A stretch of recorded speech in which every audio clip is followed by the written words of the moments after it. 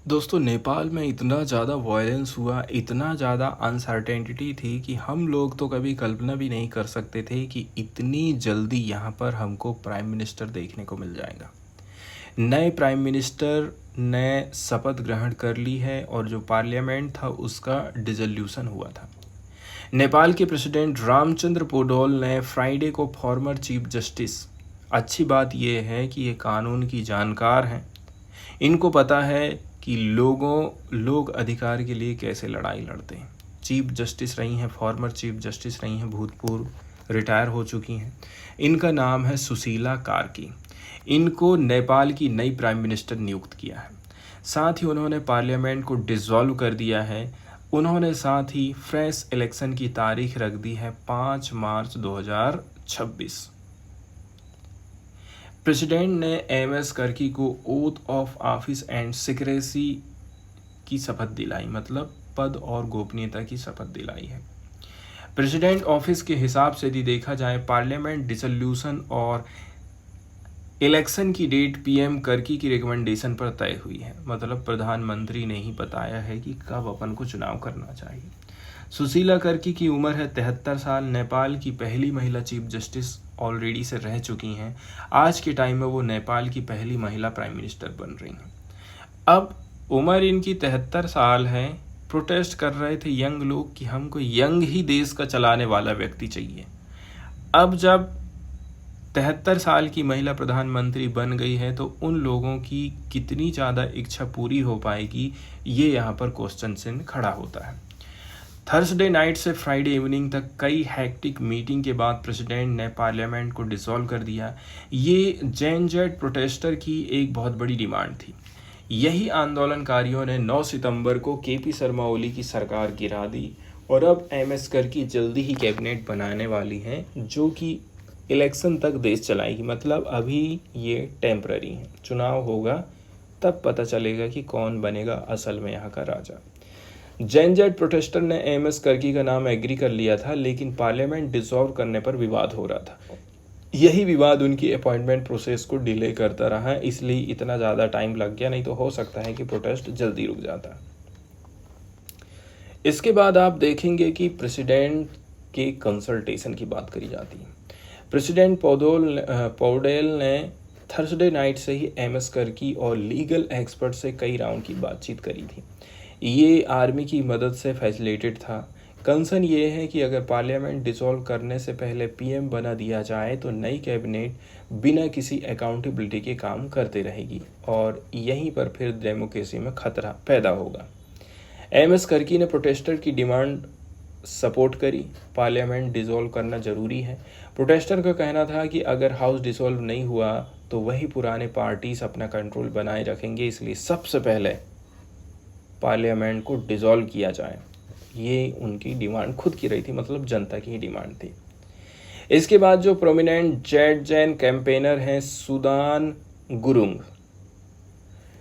गुरुंग ने क्लियरली बोल दिया है कि हाउस डिसोल्यूशन नॉन निगोशिएबल रहेगा, मतलब बिना हम इसमें कोई कंप्रोमाइज़ नहीं करने वाले। काठमांडू मेयर बालेंदर शाह ने जब एमएस कर्की को एंडोर्स किया तभी प्रोटेस्टर ने उनको एक्सेप्ट कर लिया था। इसके बाद बात करते हैं फ्राइडे को, जब प्रोटेस्टर प्रेसिडेंट ऑफिस के बाहर वेट कर रहे थे। प्रेसिडेंट पौडेल ने बड़े पॉलिटिकल लीडर से भी कंसल्टेशन किया। लीडर ने क्या बोला, कोई भी स्टेप कॉन्स्टिट्यूशनल लिमिट्स में रहने का, मतलब संविधान के हिसाब से ही काम किया जाएगा। अब आर्मी ने इस प्रोसेस में की फैसिलिटेटर की भूमिका अदा करी है। उनकी प्रेजेंस ने स्ट्रीट प्रोटेस्ट को शांत रखा था। सोर्स के अनुसार आर्मी चाहती थी कि प्रोसेस जल्दी कंप्लीट हो जाए, क्योंकि डिले करने से उनका पेशेंस ख़त्म हो रहा था। कुछ लोगों ने कहा था कि ये अपॉइंटमेंट शायद कॉन्स्टिट्यूशनलिटी के हिसाब से वैलिड नहीं हो, लेकिन कॉन्स्टिट्यूशनल एक्सपर्ट विपिन अधिकारी कहते हैं कि इसे कोर्ट में चैलेंज करना ऐसा बहुत कम ही होगी, इसकी संभावना बहुत कम। ये अपॉइंटमेंट एक रेमेडियल मेजर्स है, मतलब संकट में थोड़ा बहुत सुधार करने वाला, इसलिए इसकी वैधता पर सवाल उठाने की संभावना ज़्यादा नहीं है। नेपाल की टेक सेवी जेन जेड, मतलब नई पीढ़ी, जो पॉलिटिकल क्लास की मिसरूल, मतलब कुप्रशासन, एंड लग्जीरियस लाइफस्टाइल से परेशान थी, मंडे से सड़क पर एकदम प्रोटेस्ट में लगी हुई हैं। ब्रूचुअल रिस्पॉन्स एंड किलिंग्स की जगह यदि हम बात करें अभी तक जो हुआ है, ओली सरकार ने प्रोटेस्टर पर ब्रूचुअल रिस्पॉन्स दिखाया था। यही चीज़ हमको म्यांमार में, यही चीज़ हमको अदर स्टेट में भी देखने को मिली थी, बांग्लादेश में भी कम से भी कम 19 लोग मारे गए। तो जाहिर सी बात है, पब्लिक की डेथ होगी तो पब्लिक भड़केगी। इससे प्रोटेस्टर और भी ज़्यादा भड़क गए थे और सरकार ने सोशल मीडिया बैन कर दिया था। ट्यूसडे को जो प्रोटेस्ट था बहुत ज़्यादा वायलेंस हो गया और प्रोटेस्टर ने पॉलिटिशियन के घरों में आग लगाई और उनको फिजिकली अटैक किया था। तो कुल मिलाकर के उन्होंने बदला ले लिया था। प्रोटेस्टर ने कुछ गवर्नमेंट इंफ्रास्ट्रक्चर को आग के हवाले कर दिया। कुल मिलाकर के सिंबॉलिक टेक ओवर, मतलब प्रतीकात्मक उन्होंने कब्जा दिखाया था। इस एस्केलेशन के बाद पीएम ओली ने रिजाइन दे दिया अपना और अब वो आर्मी प्रोटेक्शन में है। प्रोटेस्टर ने तय किया है कि सिविलियन गवर्नमेंट को लीड करने के लिए एमएस कर्की की ही हमारी बेस्ट चॉइस है। अब जब कर्की आ चुकी हैं तो इनके शोल्डर पर बहुत बड़ी रिस्पॉन्सिबिलिटी है। पब्लिक की डिमांड क्या है? इलेक्शन भी कंडक्ट कराना है, इसके बाद फिर से नए डेमोक्रेटिक गवर्नमेंट को पीसफुल हैंडओवर करना है। उनकी इमेज साफ सुथरी है, लोग उन्हें एंटी करप्शन क्रूसेडर मतलब भ्रष्टाचार विरोधी योद्धा मानते हैं, इसलिए इनको चुना गया है।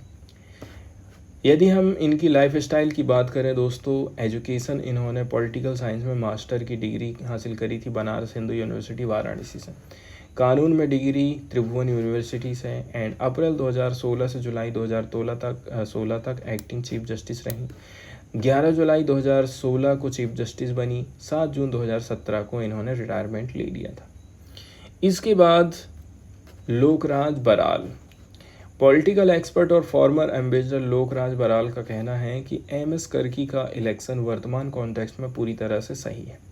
उनकी इमीडिएट चैलेंज लेकिन अभी भी मौजूद हैं, जैसे कि लॉ एंड ऑर्डर को मेंटेन करना, इसके बाद स्टेट इंस्टीट्यूशन में कॉन्फिडेंस बढ़ाना, इलेक्शन कंडक्ट कराना, और ये भी मानते हैं कि MS Karki peacefully power handover कर पाएंगी।